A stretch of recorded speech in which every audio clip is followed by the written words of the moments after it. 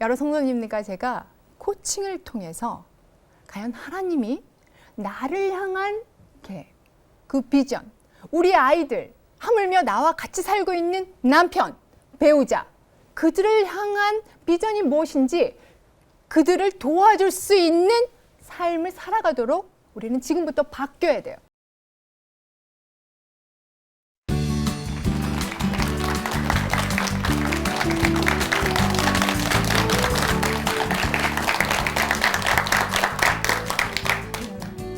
안녕하세요. 주안에서 처음으로 오늘 인사를 드리게 된 행복코칭의 서우경입니다. 우리가 그 인생을 살아가다 보면 때로는 누군가에게 도움을 주고 또 도움을 받기도 합니다. 내가 뜻하든 뜻하지 않든 사람들은 많은 사람들하고의 관계 속에서 때로는 세상을 이렇게 살아라. 또 어떨 때는 이렇게 사는 것이 참 지혜로워. 이렇게 말을 하면서 다른 사람들의 인생에 우리가 코치가 되어주기도 합니다. 하나님께서는 우리 눈에는 보이지 않지만 우리의 삶을 기가 막히게 인도하고 계십니다. 사람이 마음으로 자기의 길을 계획할지라도 그 발걸음을 인도하시는 이는 여호와라고 하셨습니다.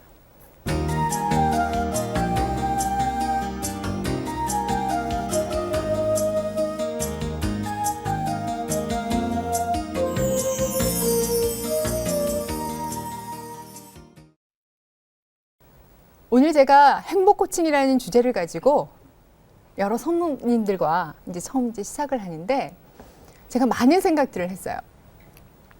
제가 이제 그동안 학교에서 학생들을 코칭과 관련돼서 강의를 하고 또 외부에서 코칭 관련 실습들을 하면서 수많은 사람들을 만납니다. 어린 아이서부터 청소년 또 주부 또 뭐 고위공무원 또 뭐 전문 직종에 있는 분들 수많은 사람들을 만나면서 하나같이 독특한 점을 발견해요.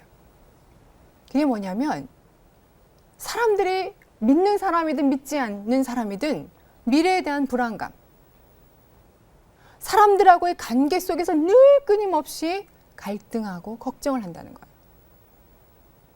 근데 저는 믿지 않는 사람들은 그렇다 치더라도 우리 크리스찬들, 정말 이분은 너무나 교회에서 신앙이 좋은 장로님이세요. 또 세상적으로도 높은 분이시고 높은 지위에 올라가셔서 부러울 게 없는 분이세요. 근데 이분들하고 만나서 이제 코칭을 시작을 해보면 3회, 4회 하다 보면 이제 속 얘기가 나옵니다. 그러다 보면 어떤 일이 생기냐면 마음속이 불안한. 자, 요즘 이제 IMF 이후에 굉장히 힘들어지고 또 구조조정으로 언제 어느 때 우리 삶이 바뀔지 모르는 불안한 상황에서 우리가 살고 있습니다. 근데 적어도 크리스찬이라면 조금 더 다르게 이 불안한 시대를, 암울한 시대를 잘 극복할 수 있을 거라고 생각을 하는데 믿는 사람들조차도 동일하게 불안해하고 정말 걱정, 근심, 때로는 낙심을 하고 희망이 보이지 않는다고 절망을 합니다. 우리가 2002년도에 아마 다 기억하실 거예요. 대한민국 사람들이라면. 2002년도에 월드컵에 우리나라가 4강 신화를 이루었어요. 그 당시에 우리나라 사람들이 정말 대한민국이 4강에 올라갈 거라고 처음부터 예상한 사람은 아무도 없었어요. 그런데 4강 신화의 주역을 이루어낸 그 중심에 누가 있냐면 히딩크 감독이 있었어요.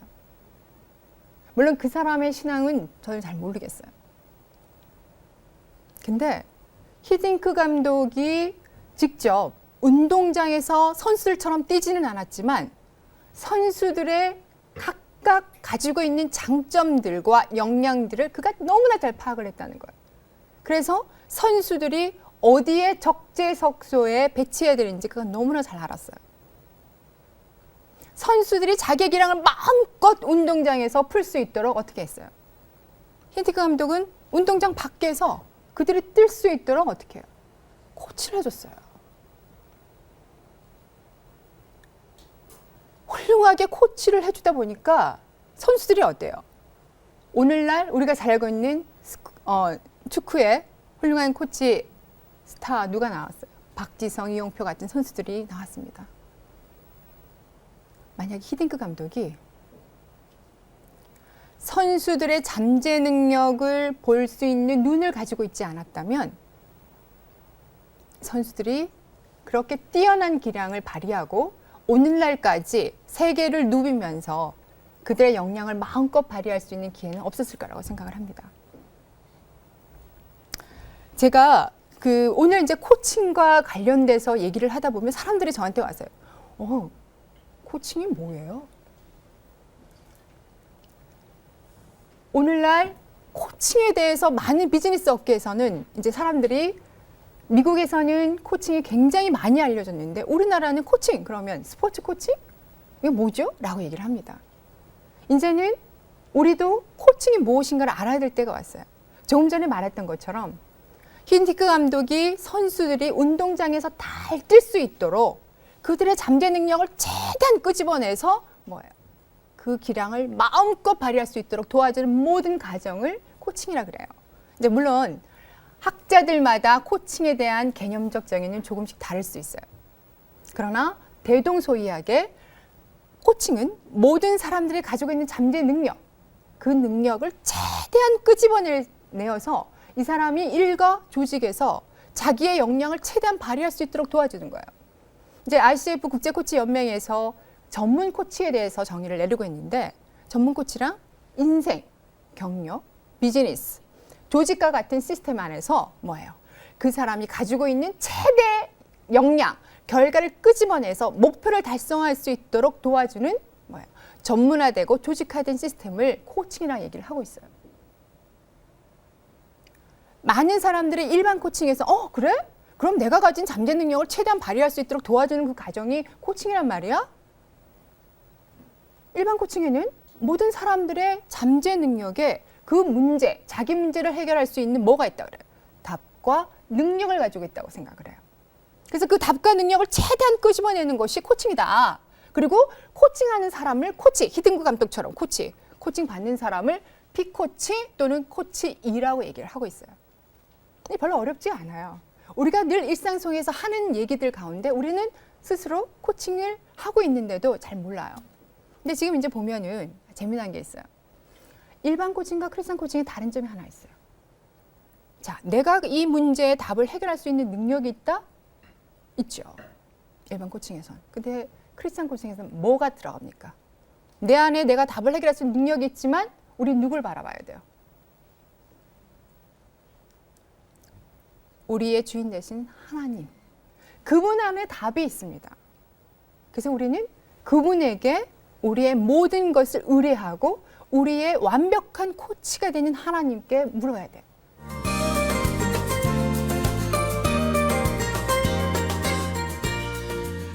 코칭을 하다 보면 셀프 코칭, 내 자신 스스로가 뭔가 변화되기 위해서 스스로 우리는 뭐예요? 지금 살다 보면 얼마나 많은 스트레스를 받고 있어요. 외부에서 막 자극들이 들어와요. 이 자극들이 들어오는데 가만히 보면 이 자극에 반응하는 것은 내가 어떻게 반응하느냐에 따라서 하늘과 땅 차이가 되죠. 내가 가난한 집에 살았어요. 어릴 때 너무나 불우해요. 자주 성가한 분들. 자, 이제 60대 이후에 계신 분, 6.25 전쟁을 겪으신 분들이에요. 이분들하고 얘기를 하면 그때는 못 먹고 보릿고개도 있었어요. 너무나 힘든 시간에 정말 정신력 하나로 버텨서 이 지경 정말 이렇게 놀라운 영역까지 왔는데 요즘 젊은 청년들은 조금만 힘들고 어렵다고 뭐예요? 우울증에 목숨을 끊고 너무 힘들어한다는 거예요.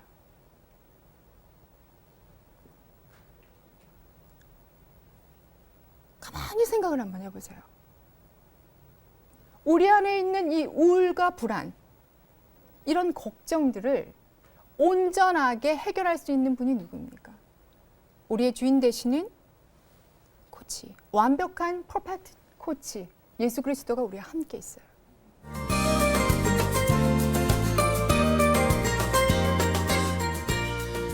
코칭은 목적까지 이루도록 도와주는 그 과정을 이제 코칭의 그 유래 안에 들어가는데 과연 하나님이 우리를 향한 목적이 무엇인가를 한번 좀 생각해 봅시다.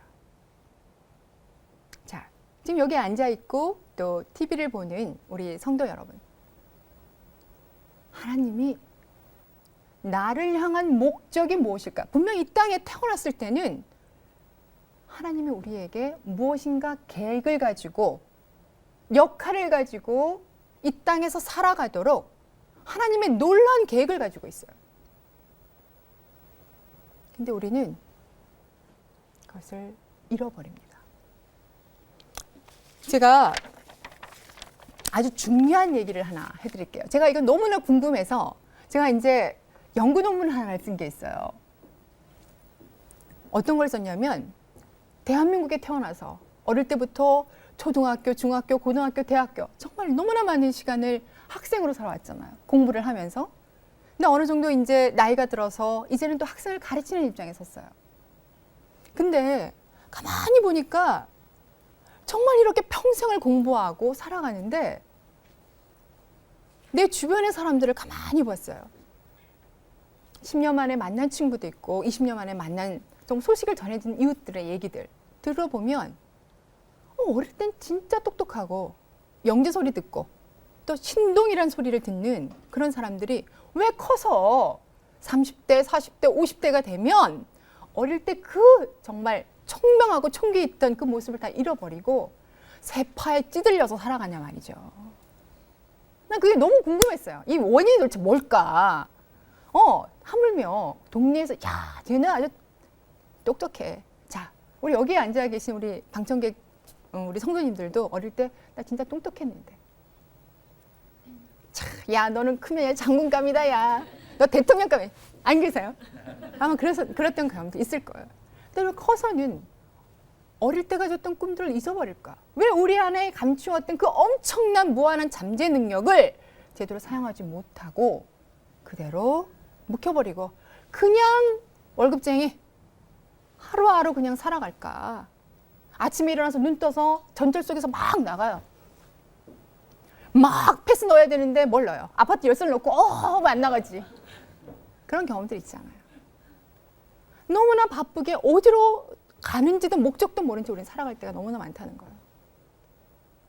근데 제가 너무나 궁금했어요. 아, 진짜 그럼 이렇게 영재고 똑똑한 천재들이 이렇게 잠재 능력이 무궁무진한 창의성이 무궁무진한 사람들이 왜 이럴까? 도대체 이게 부모 교육에 잘못됐나? 아니면 학교 교육에 문제가 있는가? 아니면 국가에서 정책적으로 이것을 제대로 풀지 못해서 그런가? 그렇죠? 영재 아들 제대로 국가에서 서포트 못해주면 지원 못해주면 어떤 문제들이 생겨나요? 그냥 묻혀버린다는 거예요. 사장돼요. 머리 좋은 데를 좋은 곳으로 풀게 해야지 나쁜 쪽으로 풀게 되면 어때요? 기가 막힌 쪽으로 나쁘게 풀어서 결국 그것이 우리 사회에 엄청난 파장을 몰고 오잖아요. 그 원인들이 뭘까? 부모? 학교? 국가? 아니면 자기 문제? 답이 뭘 것 같으세요? 제가 1950년부터 2003년대까지 국내외 관련 영재 논문들을 모두 모아서 통계처리를 해봤어요. 그 결과를 수치를 뽑아보니까 아주 재미난 결과가 나왔어요. 무엇이었을까요? 무엇 때문에? 부모 원인? 학교? 선생님? 아니라는 거예요. 결국 자기 문제였다는 거예요. 첫 번째 원인, 불안 우울, 개인의 불안 우울. 두 번째, 낮은 자존감. 그 다음에 세 번째가 이제 부모, 양육 태도, 이제 이런 것들이 들어가요. 첫 번째, 두 번째가 다 자기 문제였어요. 한번 생각해 봅시다. 하나님이 우리를 지으실 때 보시기에 참 좋았더라. 우리랑 똑같이 닮은 사람이 이 세상에 있어요? 이렇게 수십억이 되는 세계에 수많은 사람들이 있는데 우리랑 똑같은 사람들이 있어요? 없어요. 너무 신기하지 않아요? 눈 두 개, 코 하나, 입 하나인데 어쩜 이렇게 기기묘묘하게 하나님 우리를 만드셨나고요. 똑같은 사람이 아무도 없어요. 하나님이 우리를 지을 때 이만하게 하나님의 놀라운 계획을 가지고 우리를 지으셨어요. 근데 뭐야? 우리는 살아가면서 아휴, 내가 뭘 하겠어. 난 요 정도밖에 안 돼. 그 한계를 누가 지어요? 우리가 짓고 있어요. 자기 자신이. 제가 아이들 코칭하면서 느끼는 게 뭔지 아세요? 아이들이 굉장히 애들이 무슨 걱정이 있어? 이렇게 하겠지만 실제로요. 제가 아이들을 코칭하면서 느끼는 게 기가 막혀요. 열에 한 7, 8명. 자, 나는 걱정이 많습니까? 라는 질문에 애들이 뭐라고 대답할 것 같아요? 많아요. 그럼 물어봐요, 제가. 너 무슨 걱정이 있니?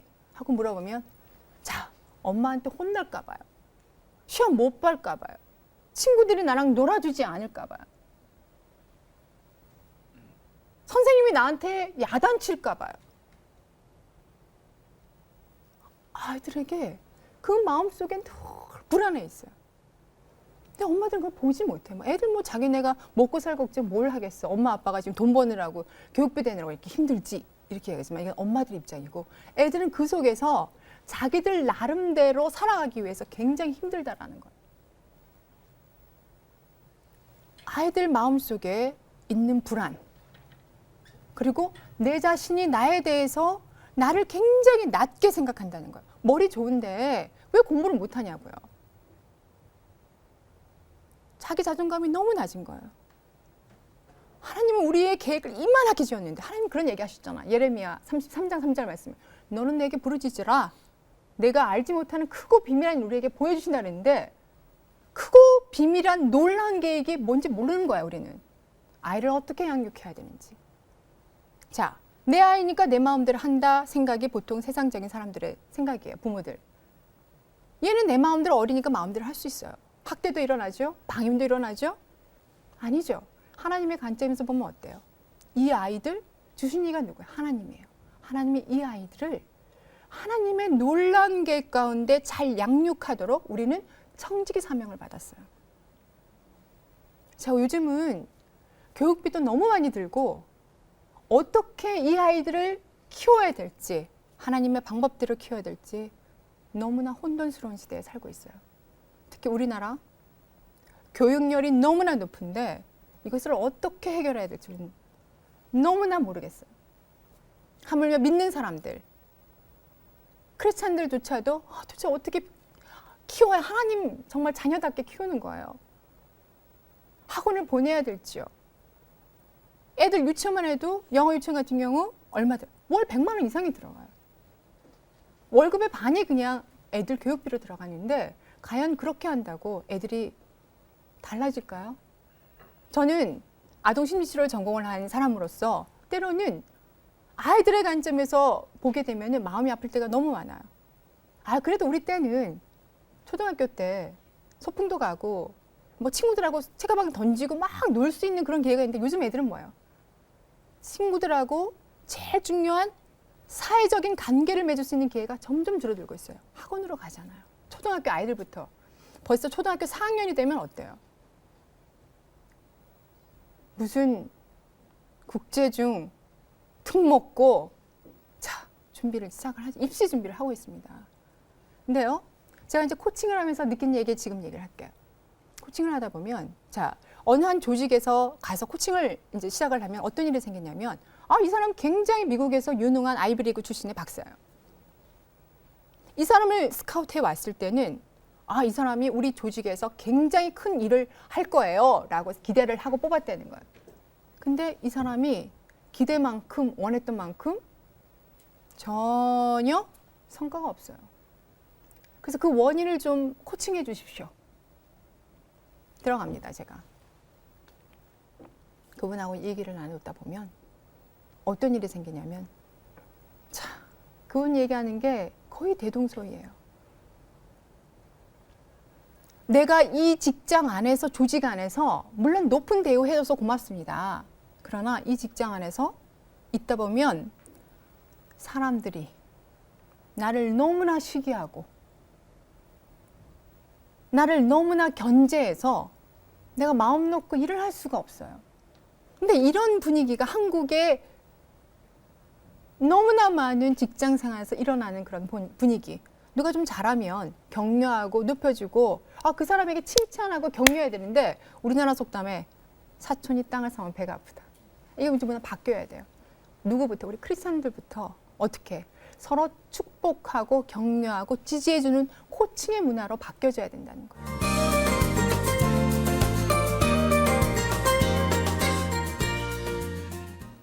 코칭 기술에서 굉장히 중요한 기술들이 두 가지가 있어요. 코칭에는 상대방 얘기를 좀 잘 듣자. 그냥 단순 듣기가 아니라 주의를 기울여서 저 사람이 말하려고 하는 것이 무엇인지 하고 잘 듣는 걸 뭐라 그래요? 경청이라 그러죠.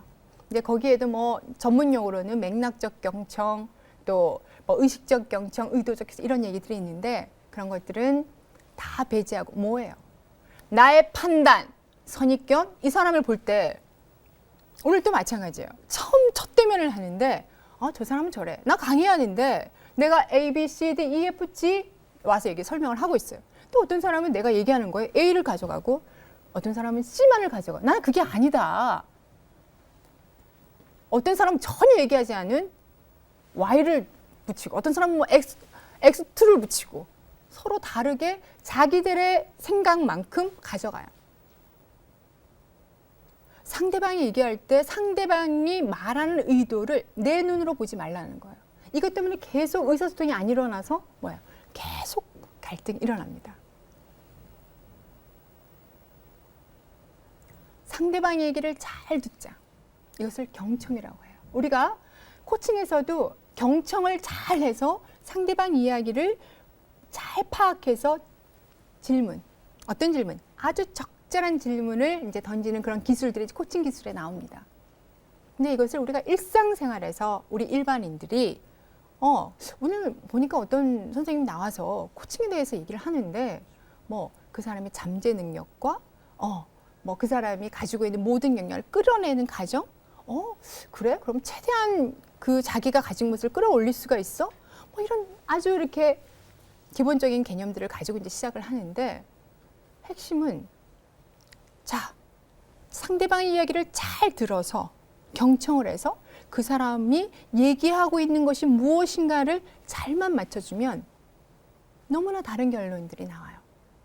아까 크리스찬 코칭은 일반 코칭하고는 조금 다른 하나님이 들어간다고 했어요. 하나님이 모든 문제의 답과 능력을 끌어내주는 주체의 역할을 하고 있어요. 그래서 우리 문제 우리가 스스로 해결하기보다는 하나님께 구하고 그분의 지혜를 구할 때 모든 것들이 풀려나갑니다. 자, 여러분들 한번 오른손 한번 펴보세요. 우리가 목표 지점을 가리킬 때 어디를 가리켜요? 손가락 가리키죠. 이 손가락을 한번 코에다 한번 대볼까요? 자, 우리 몸에서 목표 끝, 코끝이에요. 이제 코끝을 보면 뭘 생각한다? 코칭. 자, 한번 생각해 봅시다. 제가 이거를 굉장히 고민을 많이 했어요. 코칭은 목표. 하나님이 우리를 향한 계획과 비전이 무엇인지를 도와주는 것을 말을 하는데 하나님이 과연 우리들을 향한 목표가 뭔가? 목적이 무엇인가? 그것을 이 시간 함께 고민해 봤으면 좋겠어요. 과연 나는 이 땅에서 하나님이 나를 지으실 때, 나를 창조하실 때 계획하고 하나님이 그려놓았던 그 비전대로 나는 살고 있는가? 다시 한번 오른손 한번 들어봐서 생각을 해볼까요? 자, 우리가 코를 가리키면 이제 저와 인사를 하죠. 코, 하나님의 목적, 코, think, 생각하는 거예요. 코, think. 자, 뭐 코칭해도 좋습니다. 자, 뭐예요? 하나님이 나를 향한 계획이 무엇인지, 목적이 무엇인지, 비전이 무엇인지 성취하도록 하나님이 우리를 지으신 그 뜻을 이룰 수 있도록 우리는 뭐예요? 걸어나가야 돼요. 지금 이 순간 오늘 첫 시간인 만큼 제가 코칭 질문 하나를 던지겠습니다. 나는 너를 향한 계획이 이렇게 놀랍다. 과연 나는 누구인가? 나는 누구이기에 이 시간 이렇게 살아가고 있는가? 아까 불안 우울이 굉장히 자기의 잠재 능력을 망치는 요인 첫 번째 순위라고 했어요. 하나님 우리에게 우리가 누군지를 알려주고 있어요. 너희는 택하신 족속이요. 뭐라 그랬어요? 왕 같은 제사장이요. 거룩한 나라요. 그의 소유된 백성이요. 우리 보고 세상에서 빛과 소금이 되는 하나님 생명의 참여자라고 하나님 우리에게 말씀해 주셨어요. 우리는 그걸 놓아버리는 거예요. 겉으로 육적으로만 보니까 영적으로 우리가 얼마나 존귀한 자들인지 깨닫지를 못하는 거예요. 힘들다고, 우울하다고, 우리는 포기해버리고 낙심해버리고 심지어는 하나님이 주신 생명을 우리 마음대로 끊기도 해요.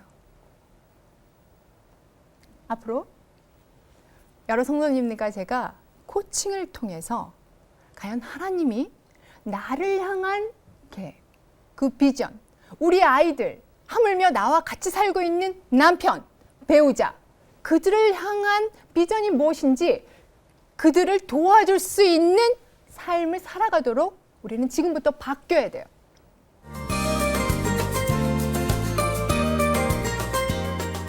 제가 아주 좋아하는 말이 하나 있죠. 가만히 정체되어 있으면 썩어요. 그렇죠? 변화되지 않으면 뭐예요? 썩어서 변질되는 그런 크리스찬이 되면 안 되죠. 이제는 세상의 빛과 소금의 역할을 감당하는 하나님의 목적을 이루어드릴 수 있는 우리가 되어야 된다는 거예요. 오늘 첫 번째 시간 저와 여러분이 하나님께서 우리를 향하신 목적, 비전을 이루어드릴 수 있도록 우리는 코칭으로 새롭게 거듭나는 시간이 되었으면 좋겠어요. 자, 다음 이 시간까지 나는 과연 하나님의 목적대로 살아가고 있는가? 그것을 함께 고민하며 저와 만나도록 하겠습니다. 이 시간까지 서우경이었습니다. 감사합니다.